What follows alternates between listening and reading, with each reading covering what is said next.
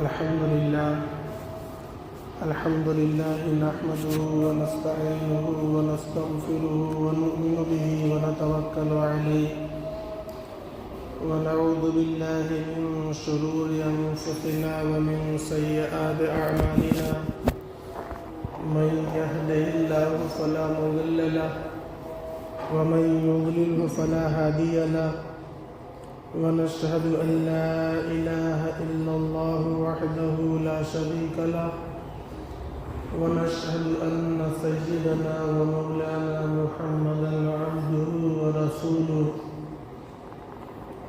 الذي أرسل إلى الناس كافة بالحق بشيرا ونذيرا بين يدي الساعة من يطع الله ورسوله فقد رشد واهتدى ومن يعصهما فإنه قد ضل وغوى وإنه لا يضر إلا نفسه ولا يضر الله شيئا أما بعد فعن أبي هريرة رضي الله تعالى عنه قال رسول الله صلى الله عليه وسلم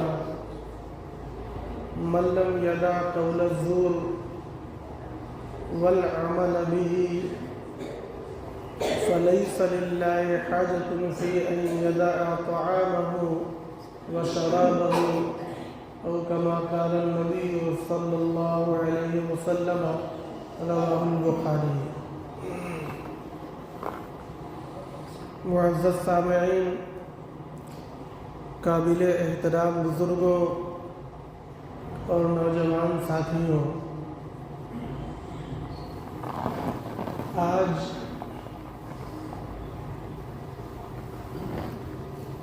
نیکیوں کے حفاظت کے سلسلے میں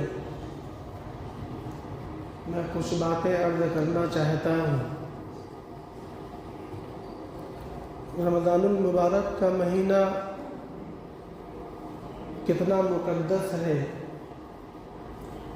اور نیکیوں کے ثواب اس میں کتنا زیادہ بن جاتے ہیں، آپ حضرات بار بار فضائل اعمال کی تعلیم میں نیز بیانوں کے اندر سنتے رہتے ہیں۔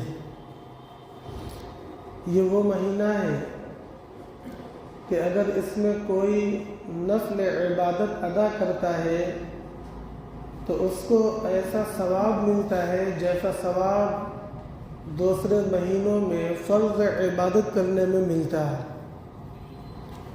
نفل اور فرض کے ثواب میں زمین و آسمان کا فرق ہے، اور یہ وہ مہینہ ہے کہ اگر اس میں کوئی بندہ ایک فرض ادا کرتا ہے تو اس کو دوسرے مہینوں میں 70 فرض کے ادا کرنے کے برابر ثواب ملتا ہے۔ اللہ تبارک و تعالی اس مہینے کے اندر اپنی رحمتوں اور برکتوں کی بارشیں برسا دیتے ہیں۔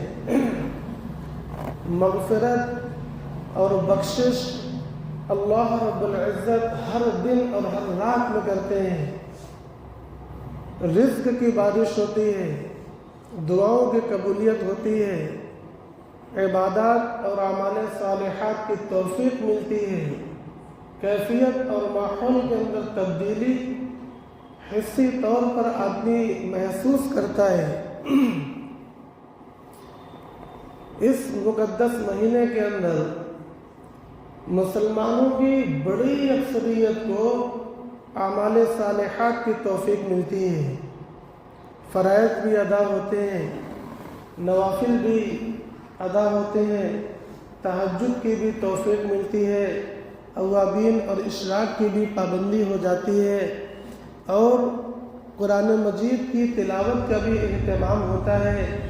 تسبیح اور اوراد جن کے چھوٹے ہوئے رہتے ہیں اس مہینے کے اندر پابندی شروع ہو جاتی ہے، دعاؤں کا اہتمام ہوتا ہے، توبہ اور استغفار کی کثرت ہوتی ہے۔ یہ تمام کے تمام نیکیاں ہیں، اعمال صالحات ہیں۔ کثرت کے ساتھ اس مہینے میں آدمی نیکیوں کو کماتا ہے، یہ بہت اچھی بات ہے۔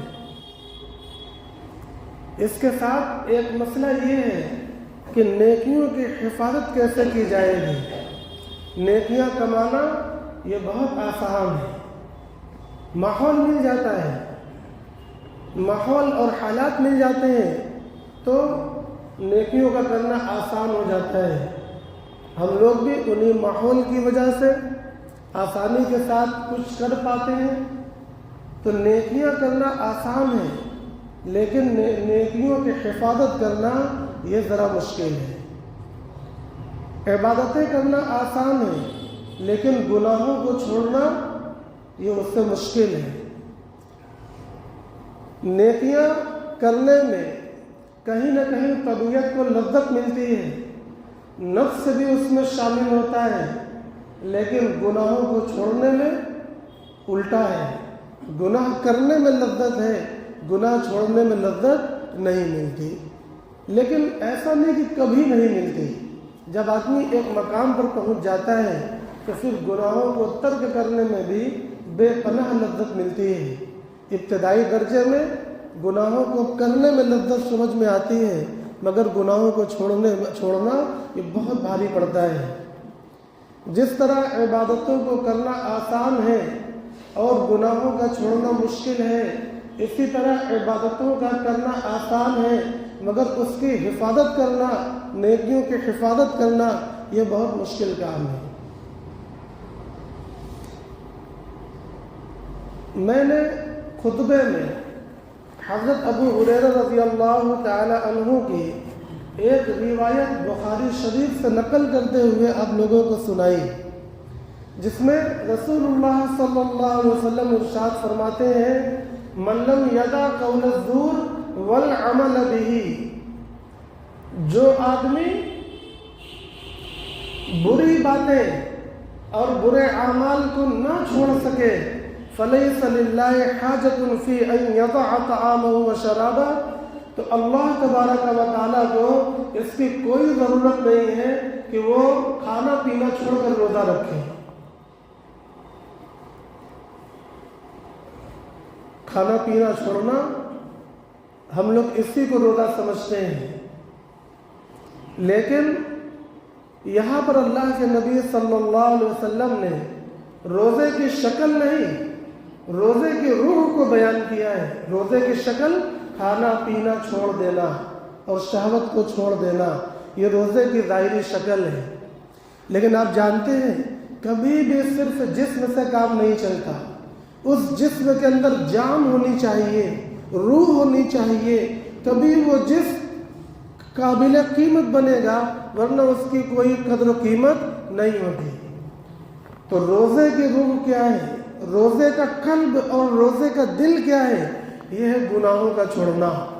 اسی کو فرمایا کہ جو بندہ زبان کے گناہ اور اعمال کے گناہ کو چھوڑ نہ سکے تو بھوکا پیاسا رہ کر روزہ رکھنے کی اس کو کوئی ضرورت نہیں، اللہ کو کوئی ضرورت نہیں، یعنی اللہ تبارک و تعالی اس کے روزے کو قبول نہیں فرمائیں گے۔ سمجھ میں یہ بات آتی ہے کہ نیکیوں کا کرنا اس سے زیادہ اہم ہے نیکیوں کی حفاظت کرنا، یہ اس سے زیادہ اہم ہے۔ اس لیے روزہ تو الحمدللہ ہم سب لوگ رکھ رہے ہیں، اس کے ساتھ سب سے زیادہ قابل توجہ جو بات ہے، ہم یہ سمجھتے ہیں، ہم کیا سمجھتے ہیں کہ روزہ رکھے ہیں تو سب سے زیادہ قابل توجہ بات کیا ہے، خوب تسبیح پڑھیں، خوب تلاوت کریں، خوب نمازیں پڑھیں، اہتمام کے ساتھ نمازیں پڑھیں، تکبیر اولیٰ فوت نہ ہو، یہ بالکل ضروری ہے، ایسا نہیں کہ ضروری نہیں ہے، یہ بالکل ضروری ہے، لیکن اس سے بھی زیادہ ضروری ایک چیز ہے، وہ ہے گناہوں کا چھوڑنا۔ ان دونوں کی مثال ایسی ہے کہ روزہ رکھ کر نماز کی پابندی کرنا، تلاوت کی پابندی کرنا، تسبیح اور دعا کی پابندی کرنا، یہ جیسے ایک انسان کا بدن ہو، اس انسان کے بدن کی تراش ہے، اس انسان کے بدن کی تراش ہے۔ اگر بدن صحیح نہ ہو، پیر لنگڑا ہو، ہاتھ لولا ہو، آنکھ کانی ہو، دانت ٹیڑھے میڑھے ہو، تو وہ انسان بدنما لگے گا، وہ بھدا لگے گا اور صحیح چیزیں اس پر فٹ بھی نہیں آئیں گی، اس کے لیے الگ ضابطہ بنے گا۔ تو یہ جو تزئین ہے، خوبصورتی، یہ تمام وہ اعمال ہیں جن کو ہم لوگ ضروری سمجھتے ہیں، اور واقعتاً تزئین کے لیے یہ اعمال ضروری ہیں۔ لیکن وہ خوبصورت بدن جس کی ہر تراش صحیح ہے مگر اس کے اندر جان نہیں ہے، اس کے اندر روح نہیں ہے، آپ کیا کریں گے؟ آپ اس بدن کو گھر سے نکال کر قبرستان پہنچائیں گے۔ اسی طریقے سے ہمارے روزے کے حالات ہیں، اس کی ظاہری شکل ہم نے سب کے سب صحیح کر دی، لیکن اس کے اندر جان نہیں ہے، اس کے اندر روح نہیں ہے، تو اللہ تبارک و تعالیٰ اس کو اپنی بارگاہ سے نکال دیں گے۔ اس لیے جہاں ایک طرف روزے کے جو تقاضے ہیں، عبادتیں، ان عبادتوں کو اہتمام کے ساتھ تو کرنا ہی ہے، لیکن اسی روزے کا اہم ترین تقاضا یہ ہے کہ زبان سے، آنکھوں سے اور بدن کے دوسرے اعضاء سے، کانوں سے ہونے والے تمام گناہ کو اس مہینے میں پکڑ پکڑ کر ترک کیا جائے، چن چن کر ترک کیا جائے، ورنہ وہ روزے ہماری نیکیوں، ورنہ وہ گناہ ہماری نیکیوں کو برباد کریں گے، ہماری نیکیوں کو کھائیں گے۔ گناہ کا کرنا ایسا ہے جیسا لکڑی میں گھن کا لگ جانا۔ لکڑی ہم لوگ ترشواتے ہیں، خوبصورت پالش، چمک دمک، رنگ پینٹ کرواتے ہیں، لیکن اس میں دیمک لگ جائے پھر وہ لکڑی کی کیا حال ہوتی ہے۔ بظاہر اوپر سے دیکھنے میں سب کچھ صحیح ہے، لیکن جب کبھی دھکا لگا تو معلوم ہوا کہ اندر سب کچھ پول ہے، اب برباد ہو چکی ہے، اس کی اصلاح ممکن نہیں۔ محترم بھائیوں اور دوستوں، اسی طرح اس دنیا میں رہ کر تو اس کی اصلاح ممکن ہے، مگر دنیا بدل جانے کے بعد پھر اس کی اصلاح ممکن نہیں ہے۔ اس لیے جو بات آج میں آپ لوگوں کے سامنے عرض کرنا چاہتا ہوں وہ یہ ہے، نیکیوں کی حفاظت ہم لوگ کس طرح کریں گے۔ ایک تو یہ گناہوں کو چھوڑنا، اور یہ روزے کی روح کے لیے، روزے کی کیفیت کے لیے یہ ضروری ہے، ورنہ ہم بھوکے پیاسے رہ کر فرائض کو تو ساقط کر پائیں گے مگر روزے کی کوئی کیفیت ہم کو حاصل نہیں ہوگی۔ دوسری چیز، ایک حدیث شریف میں، وہ بھی حضرت ابو ہریرہ رضی اللہ تعالیٰ عنہ کی حدیث ہے، اس میں اللہ کے نبی صلی اللہ علیہ وسلم نے صحابہ سے پوچھا، تم لوگ جانتے ہو مفلس کون ہے؟ ایک صحابی نے جواباً عرض کیا کہ یا رسول اللہ، جس کے پاس دینار و درہم اور ساز و سامان کچھ بھی نہ ہو اس کو مفلس کہیں گے، وہ مفلس ہے۔ نبی پاک صلی اللہ علیہ وسلم نے ارشاد فرمایا کہ میری امت کا مفلس وہ بندہ ہے جو کل قیامت کے دن نیکیوں کا انبار لے کر آئے، نیکیوں کا پہاڑ لے کر آئے، لیکن اس نے کسی پر ظلم کیا ہے، اس نے کسی کو گالی بکا ہے، اس نے کسی کو تھپڑ مارا ہے، اس نے کسی کا مال دبایا ہے، اس نے کسی کا دل دکھایا ہے، اس نے دیگر زبان سے یا اعضاء سے یا معاملات سے ظلم کیے ہیں، تو اللہ تبارک و تعالیٰ جب انصاف قائم کریں گے تو ظلم کے بدلے میں اس کی نیکیاں دوسروں کے پاس چلی جائیں گی مگر اس کا حساب ختم نہیں ہوگا، اور پھر دوسرے کے گناہ اس کے کھاتے میں چلے آئیں گے، اور یہ جو نیکیوں کا انبار لے کر آیا تھا حساب ہونے کے پاس، اس کے پاس نیکیاں تو کچھ نہیں بچیں گی مگر گناہوں کے انبار اس کے پاس لگ جائیں گے، اور اس وقت اس کو جہنم میں داخل کر دیا جائے گا۔ مسلم شریف کی روایت ہے، اس نیکی کے پہاڑ کے لانے والے کو جہنم میں داخل کر دیا جائے گا۔ کیا ہوا؟ دیکھیے، غور کریے، نیکیاں اس نے کی تھی اس کے پاس نمازیں تھیں، اس کے پاس روزے تھے، اس کے پاس حج و عمرے تھے، اس کے پاس زکوٰۃ و صدقات تھے، اس کے پاس دیگر بہت سے اعمال صالحات کی نیکیاں تھیں، وہ بہت خوش تھا کہ نیکیوں کے انبار ہمارے پاس ہیں اور گناہ کے انبار ہمارے پاس کم ہے۔ قیامت کے دن جب وزن تولے جائیں گے، جب نیکیاں تولی جائیں گی، ہم کامیاب ہو جائیں گے، مگر جب حساب کتاب قائم ہوا تو اس کی نیکیاں ختم ہو گئی۔ اسی کو رسول اللہ صلی اللہ علیہ وسلم نے فرمایا، یہ میری امت کا مفلس ہے۔ اور صحیح بات ہے، حقیقی معنی میں یہی مفلس ہے۔ دنیا کے اندر غریبی اور امیری، محتاجی اور فراوانی کوئی معنی نہیں رکھتی۔ ذرا سا پریشان ہو جائیں، 4 لوگ مدد کے لیے کھڑے ہوتے ہیں۔ کوئی حاجت پیش آ جائے، اللہ تبارک و تعالی بے پناہ اس کے لیے راستے نکالتے ہیں۔ کبھی کوئی ایسی محتاجگی میں نہیں ہوتا کہ وہ محتاجگی میں تڑپ کر مر جائے، عموماً ایسا نہیں ہوتا۔ کوئی حالات نادر ہو، وہ قابل شمار نہیں ہوتے، مگر اس جگہ اب جب نیکیاں گھٹ گئیں اور گناہ بڑھ گئے، اب کیا ہوگا؟ اب کیا ہوگا؟ میں ایک دوسری روایت سنا کر سمجھاتا ہوں۔ حضرت انس رضی اللہ تعالیٰ عنہ کی روایت ہے، فرماتے ہیں رسول اللہ صلی اللہ علیہ وسلم مدینے کے اندر تشریف فرماتے، ہجرت کے بعد کی بات ہے۔ رسول اللہ صلی اللہ علیہ وسلم تشریف فرماتے، صحابہ لوگ بھی بیٹھے ہوئے تھے۔ رسول اللہ صلی اللہ علیہ وسلم مسکرانے لگے، سب لوگ خاموش تھے۔ بیچ میں رسول اللہ صلی اللہ علیہ وسلم ہنسنے لگے، اور اس طرح ہنسنے لگے کہ آپ کے ثنایا کے دانت دکھنے لگے۔ ایک ہوتا ہے ہلکا سا مسکرانا جس میں دانت نہ دکھیں، ایک ہے زیادہ مسکرانا جس میں یہ دانت بھی دکھنے لگے۔ تو رسول اللہ صلی اللہ علیہ وسلم ذرا زور سے مسکرانے لگے، یہاں تک کہ آپ کے دندان مبارک دکھنے لگے۔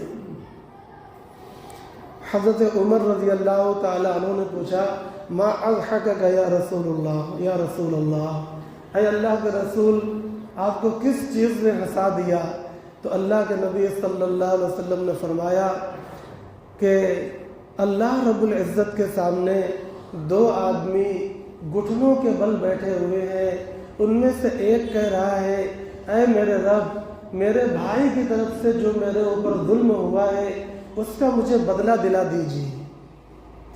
یہاں بھائی سے آپ یہ نہ سمجھے کہ سگا بھائی مراد ہو سکتا ہے، وہ بھی مراد ہو سکتا ہے، مگر سگے بھائی کے علاوہ سب آپس میں بھائی بھائی ہیں۔ اس لیے یہی نہ سمجھیں کہ صرف سگے بھائی کی بات ہو رہی ہے، بلکہ عام مسلمان کی بات ہو رہی ہے۔ ہم میں سے ہر ایک بندہ ایک دوسرے کا بھائی ہے۔ اللہ تبارک و تعالیٰ نے فرمایا کہ بھائی ٹھیک ہے، ان کا حق ادا کریے، حق ادا ہوگا، مگر ابھی حق باقی ہے، اور مطالبہ کرنے کے والے کی طرف سے مطالبہ باقی ہے کہ یا رسول اللہ، ابھی اور ظلم میرے بھائی کی طرف سے باقی ہے جو اس نے دنیا میں مجھ پر کیا تھا، ابھی میرا اور حق باقی ہے، مجھ کو میرا پورا حق دلا دیجئے۔ اللہ تبارک و تعالیٰ پھر کہیں گے کہ بھائی ان کا حق دو۔ اب یہ بندہ کہے گا، اے اللہ، میرے پاس تو اب کوئی نیکی نہیں بچی۔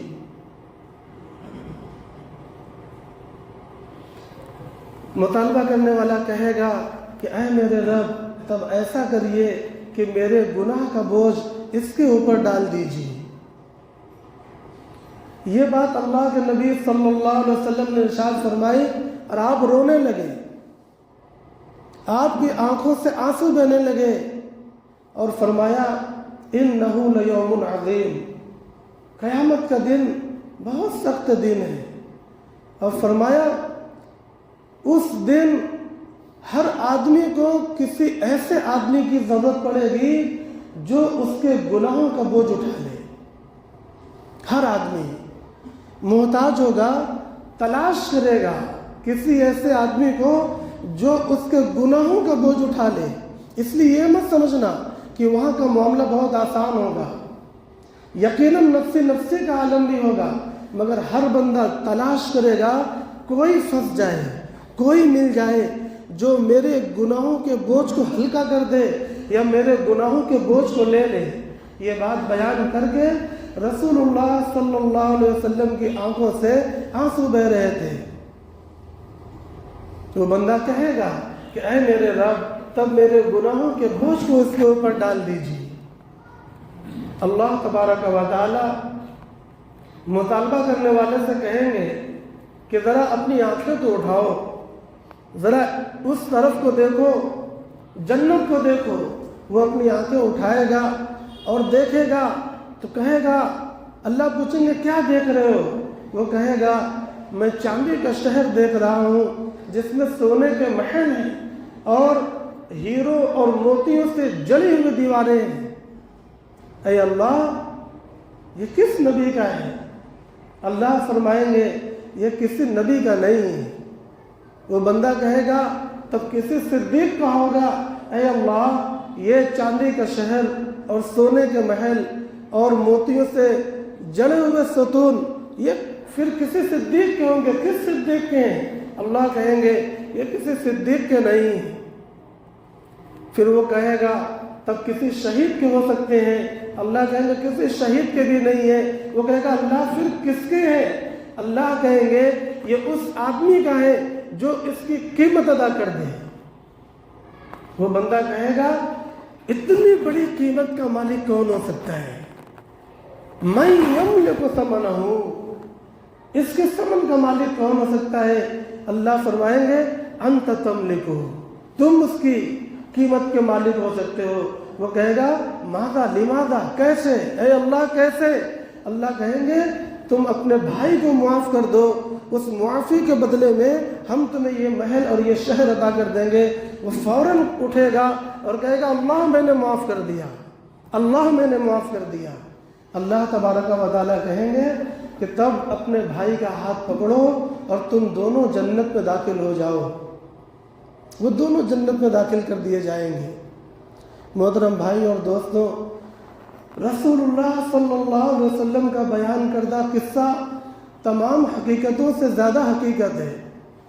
اس میں کوئی شک شبہ اور تغیر نہیں ہے، اس میں کوئی تخلف نہیں ہو سکتا۔ ہماری آنکھیں چاہے نہ دیکھیں اور ہمارے شعور چاہے محسوس نہ کریں، ہمارے قلب چاہے وہاں تک نہ پہنچے، مگر رسول اللہ صلی اللہ علیہ وسلم کی زبان مبارک سے نکلے ہوئے ہم الفاظ یہ کائنات کی سب سے بڑی حقیقت ہوا کرتے ہیں، اس میں کوئی تبدیلی نہیں ہے۔ یہ بات اللہ کے نبی صلی اللہ علیہ وسلم نے اس لیے بتلائی تاکہ مسلمانوں آپس میں صلح کر لیا کرو، ایک دوسرے کے حقوق کو معاف کر دیا کرو۔ آج جن نیکیوں کے حفاظت کی ہم لوگ بات کر رہے ہیں، اس میں سب سے بڑا مسئلہ جو ہمارا پھنسنے والا ہے وہ حقوق العباد ہے۔ دو طرح کے حقوق ہوتے ہیں، حقوق اللہ اور حقوق العباد۔ حقوق اللہ وہ ہیں جو عبادتیں ہیں اور چھپ کر ہم نے جو گناہ کر لیے، اللہ کی نافرمانیاں کر لی، معصیت کر دیے، اللہ اور رسول کے احکام کو توڑا مگر وہ ہمارے ذاتی ہیں، اس کا معاملہ اللہ کے ساتھ ہوگا۔ ہم توبہ اور استغفار کرتے ہیں اور رسول اللہ صلی اللہ علیہ وسلم کے امتی ہونے کے ناطے سے یہ امید بھی رکھتے ہیں کہ اللہ اپنی رحمت سے ہم لوگوں کو ڈھانپیں گے، نبی کی شفاعت حاصل ہوگی، فرشتوں کی شفاعتیں حاصل ہوں گی، اللہ کی رحمتیں بھی ہوں گی، اور اللہ غنی ہے، اللہ بے نیاز ہے، وہ بہت معاف کرنے والا ہے۔ ہم اپنی زندگی میں غور کرتے ہیں تو اگر ہمارے اعمال کے حساب سے اللہ کے فیصلے اترے تو ہم ایک دن میں نیست و نابود ہو جائیں، مگر ہم ایسی ذات کے سامنے گناہ کرتے ہیں جو ہر وقت ہم کو دیکھتا ہے، وہ ہم کو دیکھتا ہے اور ہم گناہ کرتے ہیں، وہ ہم کو دیکھتا ہے اور ہم اس کی نافرمانی کرتے ہیں، مگر اس نے پردہ ڈالا ہے، ذلیل نہیں کیا۔ اس نے عزتیں قائم کی ہیں، اس ذات سے یہی امید کی جا سکتی ہے کہ قیامت کے دن بھی وہ ہمارے گناہوں پر پردہ ڈال دے گا، ہمیں معاف کر دے گا، اپنے حقوق کو معاف کر دے گا۔ مگر بہت بڑا مسئلہ حقوق العباد کا ہے، سب سے بڑا مسئلہ حقوق العباد کا ہے۔ کسی کا حقوق العباد میں کیا ہے؟ کسی کو مارا، کسی کو گالی دی، کسی کی غیبت کی، کسی کا مال دبا لیا اور کسی کو پریشان کیا، مزدور کی پوری اجرت نہیں دی اور بیجا ناحق پیسے کو کاٹ لیا اور وقت کو تاخیر کر کے پریشان کیا۔ بہت ہو سکتے ہیں موٹے، باریک، ظاہر اور خفی جو حقوق العباد کے اندر آتے ہیں۔ حقوق العباد کا معاملہ محترم بھائی اور دوستوں بہت کٹھن ہے، یہ بہت کٹھن ہے۔ اس لیے رمضان المبارک کے اندر اپنے اعمال کا محاسبہ کریں۔ اللہ کے نبی صلی اللہ علیہ وسلم نے فرمایا موتو قبل ان تموتو، مرنے سے پہلے مر جاؤ، مرنے سے پہلے مر جاؤ۔ جب آدمی مر جاتا ہے اس کو کسی سے کچھ مطلب نہیں رہتا، کسی کا نہیں لیتا، کسی کو نہیں دیتا۔ اس طریقے سے ہو جاؤ دنیا سے بے نیاز، صرف اللہ تبارک و تعالیٰ کے محتاج، کسی کا مطلب، پورے کائنات سے بے نیاز ہو جاؤ اور اللہ کے احکام کو مت توڑو۔ اور فرمایا وَحَاسِبُوا أَنفُسَكُمْ قَبْلَ أَن تُحَاسَبُوا، اور اپنے آپ کا حساب کرو قبل اس کے کہ تمہارا حساب کیا جائے۔ حساب کیا ہے؟ یہی حساب ہے کہ ہمارے دل میں کیا نیکیاں ہیں اور ہمارے دل میں کیا گناہ ہیں، اور کتنے گناہ اللہ کے کھاتے کے ہیں اور کتنے گناہ حقوق العباد کے کھاتے کے ہیں۔ یہ ہے حساب۔ حاسبوا انفسکم، اپنے نفس کا حساب لگاؤ۔ راتوں میں بیٹھ کر ہمیں اپنی ذات کا حساب لگانا چاہیے کہ ہم نے دن میں کون کون سے اعمال کیے، کون وہ اعمال ہے جو ہمیں پھنسا دیں گے اور کون وہ اعمال ہے جو ہمیں نجات دلا سکتے ہیں۔ حساب میں یہ باتیں آئیں گی۔ بہت سے لوگوں نے وراثت میں حق مارا، بہت سے لوگوں نے زمینوں میں حق مارا، بہت سے لوگوں نے مال لے کر بے ایمانی کیا، بہت سے لوگوں نے غیبتیں کی، بہت قسم کے حقوق العباد ہیں۔ محترم بھائیوں اور دوستوں، اس سے نجات پانے کی دو شکلیں ہیں۔ پہلی شکل یہ ہے کہ جن کے حقوق ہمارے پاس ہیں ہم ان حقوق کو جلد از جلد ادا کر دیں، حساب لگا لیں، اور اگر ظاہری شکل میں ہمیں کچھ نقصان معلوم ہوتا ہو تو جنت کے سودے کے عوض میں ہم اس نقصان کو برداشت کر لیں۔ وہ کوئی نقصان نہیں ہے، جیسے یہ بندہ جو اللہ سے مطالبہ کر رہا تھا کہ اللہ ہمارا حقوق دلوائیے، ابھی ہمارا باقی ہے۔ جب اللہ نے اس کو جنت دکھلائی اس نے سارا بقایا چھوڑ دیا، اس نے اپنے حقوق چھوڑ دیے۔ اسی طریقے سے دنیا میں رہ کر اپنے حقوق کو چھوڑنا ہے، اپنے بھائی کے حقوق کو ادا کرنا ہے اور پائی پائی ادا کرنا ہے، ہو سکے تو پائی سے بڑھ کر ادا کرنا ہے۔ اور اگر کسی سے کوئی خلش ہو، کسی سے کوئی نزاع ہو تو اپنے دل سے اس خلش کو، اس نزاع کو ترک کر دینا ہے، دلوں کو پاک صاف کر دینا ہے۔ کسی کی امانت ہو تو امانت کو ادا کر دینا ہے، اگر امانت لینے والا امانت نہ لے تو امانت پر پرچی لگانا ہے اور اپنے وارثین کو کے نام وصیت لکھ کر رکھنا ہے کہ فلاں فلاں کی امانتیں ہماری تجوری کے اندر رکھی ہے، اگر میری زندگی کے بعد بھی یہ امانتیں پڑی رہ گئیں تو میں یہ تحریر اسی لیے لکھ رہا ہوں تاکہ میرے بعد جس کے ہاتھ یہ تحریر لگے تو وہ امانت کو ادا کر دے۔ اگر امانت ادا نہ ہوئی تو قیامت کے دن ہمارے نیکیوں میں سے وہ امانت ادا کی جائے گی، ہماری نیکیوں میں سے وہ امانت ادا کی جائے گی۔ اس لیے وصیتوں کا بھی اہتمام ہونا چاہیے ان لوگوں کے لیے جن کے پاس امانتیں ہیں یا جن کے اوپر حقوق باقی ہیں اور وہ حقوق لوگوں کو معلوم نہیں ہیں۔ اور کچھ وہ حقوق العباد ہیں جو ہم ادا کرنا چاہیں تو بھی ادا نہیں ہو سکتے۔ بہت سے حقوق العباد ہم بھول چکے ہیں۔ ایسے وقت میں ہم اللہ تبارک و تعالیٰ سے یہ دعا کیا کریں کہ اے اللہ، اللہ کے نبی بھی یہ دعا کرتے تھے. کیا دعا تھی؟ اے اللہ، ہم نے اگر کسی کو گالی دیا، ہم نے اگر کسی پر ظلم کیا، ہم نے اگر کسی کو مارا، ہم نے اگر کسی کا دبایا، اے اللہ اس پر ہم نے جو ظلم کیا، ہر ظلم کے بدلے میں اس کے نامہ اعمال میں، ہر ظلم کو اس کے نامہ اعمال میں نماز، روزہ، زکوٰۃ، حج اور عمرہ بنا دے. اے اللہ اس بندے کی مغفرت فرما دے، اس کی بخشش فرما دے، اس کی بخشش کی دعا کرے، اس کے درجات کی بلندی کی دعا کرے. اور پھر اس کے بعد اللہ سے یہ فرمائے، اللہ سے یہ دعا کرے کہ اے اللہ آپ کے بھی حقوق ہمارے اوپر ہے، آپ اسے معاف کر دیں، اور آپ کے بندے کے حقوق بھی ہمارے اوپر ہے، آپ اپنی جانب سے اس کو ادا کر دیں. یہ دعا کیا کریں. یہ دعا اللہ کے نبی صلی اللہ علیہ وسلم نے سکھلائی ہے. محترم بھائیوں اور دوستوں، یہ اعمال کا مہینہ چل رہا ہے، اور اعمال اگر ہمارے اندر کیفیت پیدا نہ کریں تو ہمیں یہ غور کرنا چاہیے کہ ہمارے اعمال کہیں روحانیت سے خالی تو نہیں جا رہے ہیں. نماز میں تین چیزیں ہیں.